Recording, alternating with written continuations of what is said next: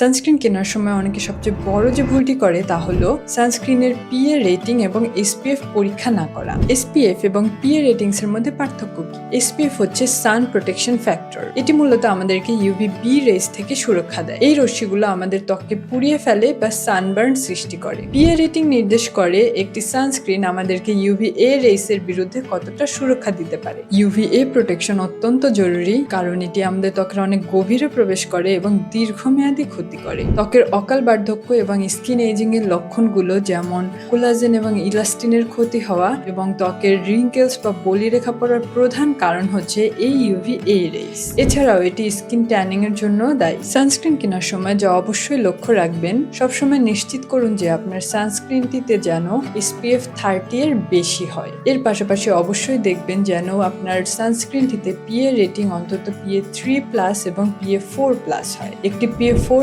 রেটিংযুক্ত sunscreen আপনাকে UVA রেসের বিরুদ্ধে 16 Times greater বা 16 গুণ বেশি সুরক্ষা দিতে সক্ষম। এরকম স্কিন এবং হেয়ারের আরো ইনফরমেটিভ কন্টেন্টের জন্য আপনি আমাকে ফলো করতে পারেন ফেসবুক এবং ইনস্টাগ্রামে। Thanks for watching.